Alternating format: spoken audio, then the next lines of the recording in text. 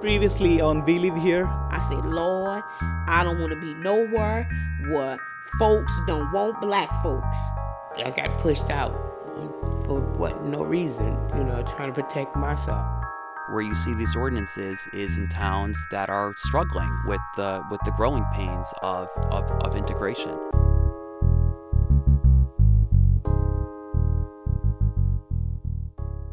Hi guys, it's me, Camille. And me, Tim, and we're interrupting our normal storytelling podcast to bring you some Breaking news. Breaking news. Do you feel like there should be like one of those swoosh things? You know what I'm talking about? Like cable news does it all the time. You know I what I mean? don't feel like we need that. And in fact, we don't have a swoosh, but we do have this. Voice vote. All those in favor? Aye. Any opposed? The motion will be moved. Welcome, everyone, to Maplewood City Hall. It's where we were a couple of nights ago for what we promise is a big deal.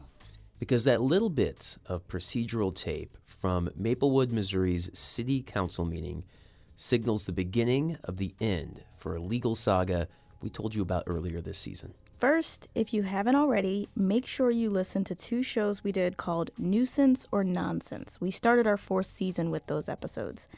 And these shows were all about Maplewood, where housing advocates say a public nuisance law has been weaponized against poor people, people of color, and people like Rosetta Watson, a domestic violence survivor who was kicked out of Maplewood after city officials said she called for help too many times. Watson sued the city, and her legal battle has gone on for more than a year. But what you heard is the sound of Miss Watson's victory. At their city council meeting this week, the city of Maplewood announced and voted to move forward with a 6-figure settlement with Miss Watson, and the town plans to change the nuisance ordinance. Yeah, I'm pretty psyched about this. This is Tony Rothert, legal director of the ACLU of Missouri, which represented Miss Watson. We do litigation against cities all the time. It's hard to get them to change, and I think a lot of things came together in this case. So, on today's episode, an episode we've literally put together in the past 24 hours, we will break down this breaking news for you guys and figure out where things go next. From St. Louis Public Radio and PRX, this is We Live Here, a show for people somewhere on the woke spectrum.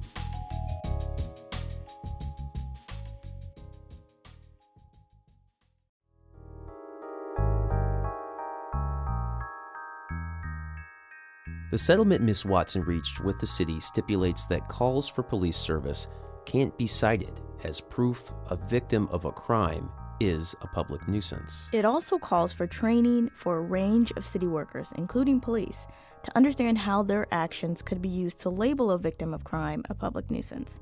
And Miss Watson will get close to $140,000.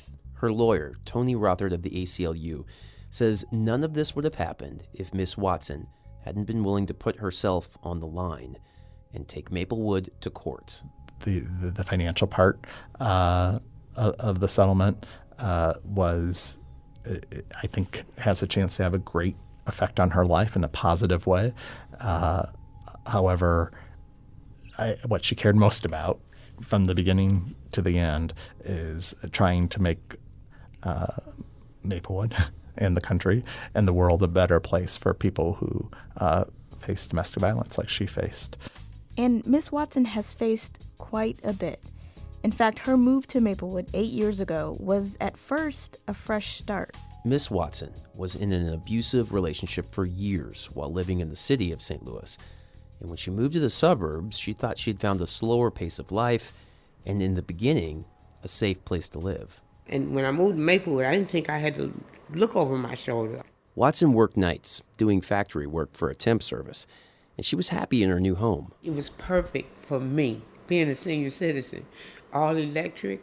I mean, the peoples were nice. Okay, they were friendly. I got a basket, or what they call it, a welcome basket. Yes, and when they saw you new to the neighborhood, they introduced themselves and, all that. I mean, it was something I could deal with. I wasn't worried about nothing at all. But the abuse Watson had fought to escape would come back into her life when her ex-boyfriend was released from jail. And I heard a boom, so I didn't think nothing of it. So I laid on back down. I heard another boom, didn't think nothing of it. Then I heard my door come in, and I jumped up and I ran out the apartment, ran down the hall to the apartment down, one of the tenants down there, and didn't know anyone in the building. I was there and didn't know anyone. But she let me in. I called 911. The woman told me to stay there until the police get there. She gave me something to put on because I only had a T-shirt on.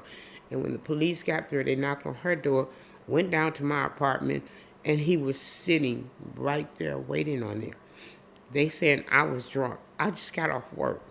I'm in somebody else's clothes. And I'm trying to, they didn't take him to jail. I went to jail.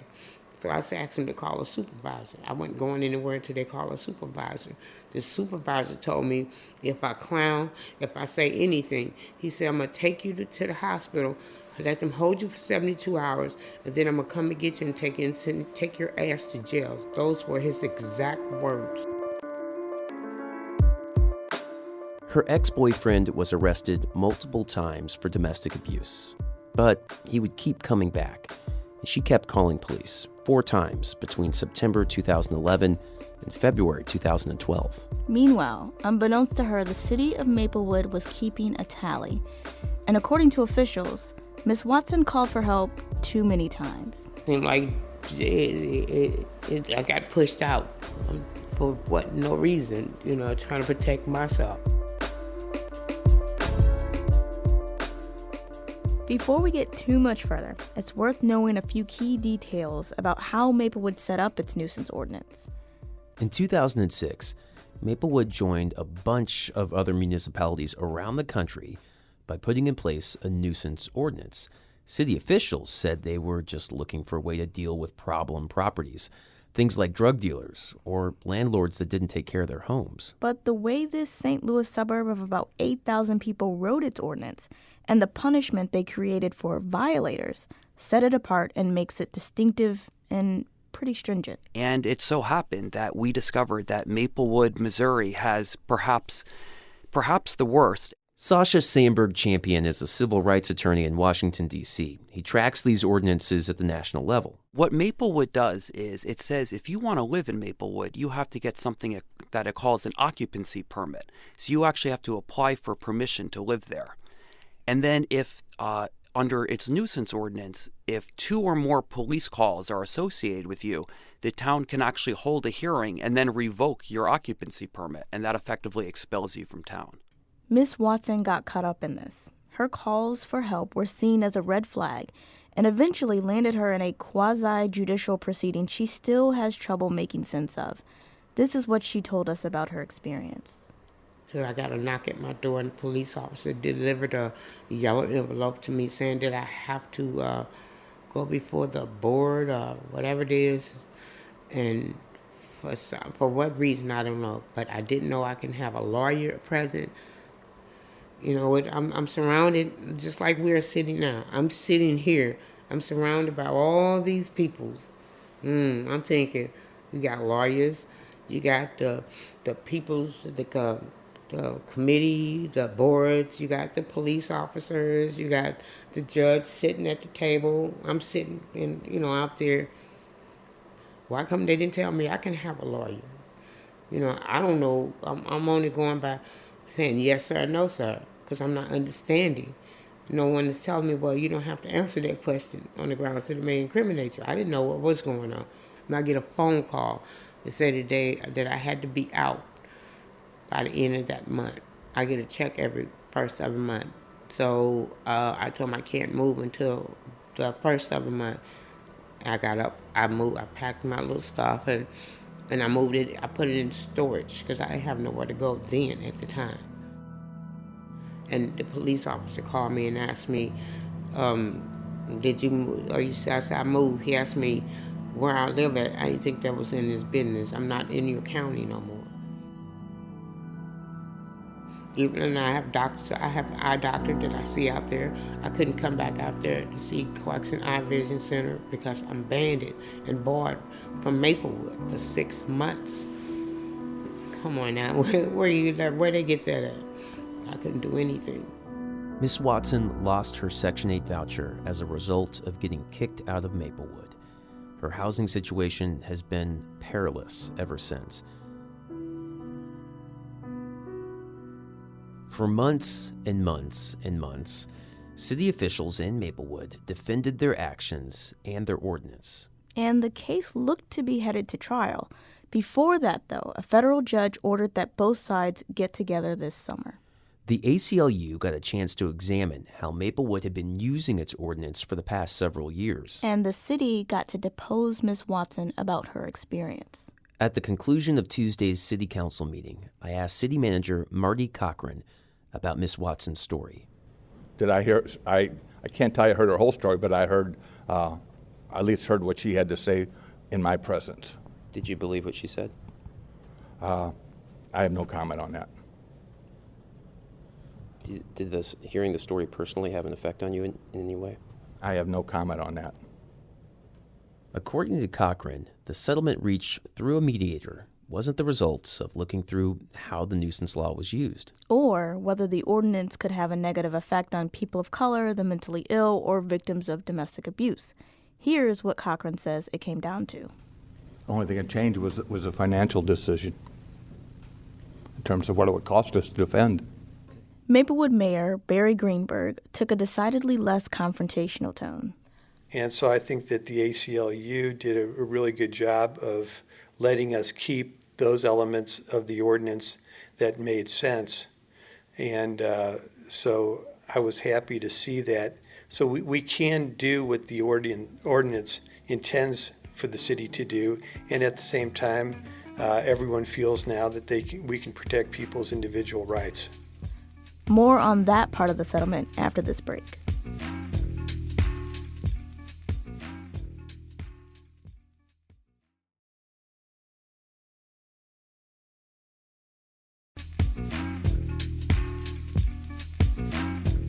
Ms. Watson's case is one that has been watched closely locally and nationally. And as news of the settlement has gotten out in the last several hours, other housing and legal advocates have reacted. The Metropolitan Equal Housing and Opportunity Council, which had also sued Maplewood over its nuisance ordinance, issued a statement praising the settlement. But EHOC's executive director, Will Jordan, also expressed disappointment that the law wasn't repealed entirely, saying, quote, "We remain concerned that nuisance ordinances disproportionately affect people of color, and we will continue monitoring Maplewood's enforcement of the ordinance for fair housing violations." Miss Watson's settlement will make that a little easier, Tony says. For the next 5 years, the ACLU will get access to records on how Maplewood enforces its nuisance law. You know, it's still a nuisance ordinance, and it still has a potential punishment that could result in an occupancy permit being revoked. There are going to be more processes in place to make sure crime victims aren't punished for calling for help. I think most important is that the procedure now, if there is even an effort to take away an occupancy permit because of a nuisance, there is a required inquiry to make sure that it is not a victim of crime whose occupancy permit is being taken away. Still, there are some caveats. The settlement, though prompted by a judge, is not a legal order or consent decree which would have the heft of court monitoring. But Tony says resolving the case through a settlement still has benefits. The judge wasn't going to rewrite the ordinance, even if we won. If we won, it would have been only about money, and that wouldn't have really gotten us what we wanted. Tony says if future records show the city is still hurting crime victims and women in particular through its nuisance ordinance, the ACLU has a plan. First, it would work with the city to tweak the ordinance again. And if that didn't work, he says, the organization will sue again. Miss Watson's such just a great person to have met, and has had so many things go wrong for her and to her that I dreaded the prospect that this lawsuit could be something else that goes badly for her. So it's a relief that it's not, and I'm happy that her goal of making things better for people in the future has been achieved, and I'm happy she's getting some money out of it too, in a way that could change her life. The soonest a final vote on Maplewood's revised nuisance ordinance could come is in about 2 weeks. And if it's approved, it would go into effect in October. If you live in the St. Louis region or elsewhere and have a story about how nuisance laws have affected your life, go to welivhere.show and click Contact. Send us an email about your experience. Because we are far from done with this story. In the coming days, we'll be looking into how this settlement could or could not affect what's happening beyond Maplewood's borders. Next time on We Live Here. Cities who have policies like this now have a model for how they can amend it if they want to do the right thing, and they also have a little bit of fear. We Live Here is produced by me, Tim Lloyd. And me, Camille Stanley. Alana Sistrunk is our associate producer. And Robert Peterson is our boss. He's the director of programming here at St. Louis Public Radio. And from St. Louis Public Radio and PRX, this is We Live Here.